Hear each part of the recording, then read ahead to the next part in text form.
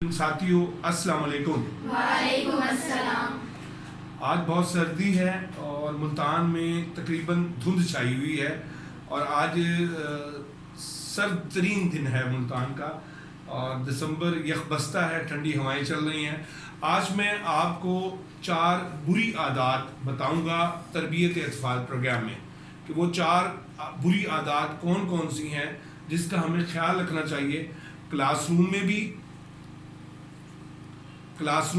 Classroom से बाहर किसी महफिल में बैठे हों, कहीं मेहमान बने बैठे हों, घर में 4 लोगों में बैठे हों, तो आप इन आदत से बचने की कोशिश करें। इन आदत को अपनी ज़िंदगी का हिस्सा ना बनाएं।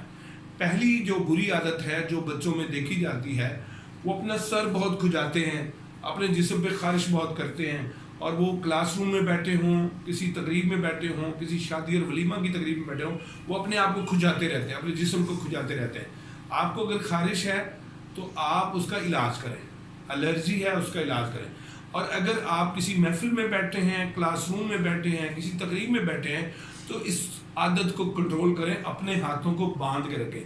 अगर बहुत मजबूर हो रहे हैं, खारिश बहुत ज़्यादा हो रही है, खुजाना बहुत ज़रूरी है सर को या जिस्म के किसी हिस्से को, तो फिर आप आराम से गैर महसूस तरीके से, किसी को मालूम ना हो सके, आप अपने आप को खुजा सकते हैं।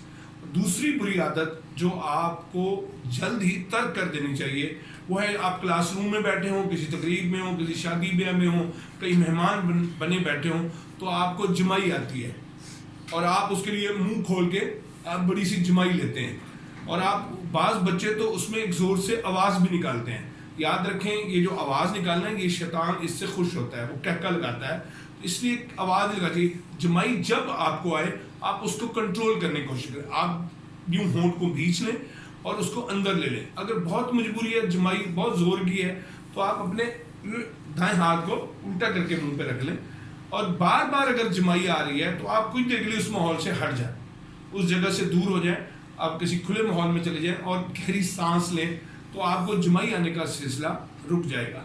तीसरी जो बुरी आदत है, आपको वॉशरूम की हाजत महसूस होती है, पिशी आती है, पोटी आती है, क्लासरूम में बैठे हुए हैं, तो इसको रोकना नहीं चाहिए, इसको कंट्रोल नहीं करना चाहिए। फौरन टीचर से या जिस महफिल में वो मेहमान से इजाज़त लेके वॉशरूम जाना चाहिए। ये एक बहुत बुरी आदत है जिसके बहुत ज़्यादा नुकसान होते हैं, बहुत ज़्यादा। जब आप बड़े हो जाएंगे तो आपको लगेगा कि बहुत बुरी आदत थी और हमें इसको कंट्रोल नहीं करना। जमाई को रोकना है, खारिश करने से हाथ को रोकना है। जब वॉशरूम की हाजत हो तो फिर रुकना नहीं है, फ़ौरन परमिशन लेनी है टीचर से, पेरेंट्स से या मेहमान से और फ़ौरन वॉशरूम जाना है। और चौथी बुरी आदत जो बच्चों में होती है, वो पेंसिल को, पेन को, मार्कर को, किसी चाबी को, कोई भी चीज़ हाथ लगे या अपनी उंगली को दांतों में दबाए रखते हैं और उससे खेलते रहते हैं।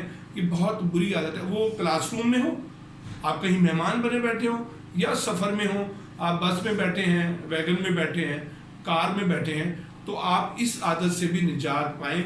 ये जो दांतों में उंगली देना, मार्कर देना, पेन देना, पेंसिल देना, बाद बच्चे सिक्का तोड़ देते हैं, बाद लोग उस पेन की जो कैप है उसको दांतों में तोड़ देते हैं और अपनी उंगली को मुंह में डाले रखते हैं। तो ये बहुत बुरी आदत है। बच्चों की ये 4 बुरी आदत अगर बचपन में ही ठीक कर ली जाएं, दुरुस्त कर ली जाएं, तो आपको बड़े होने में इन निदामत से बचा सकती हैं, शर्मिंदगी से बचा सकती हैं, बेइज्जती से बचा सकती हैं।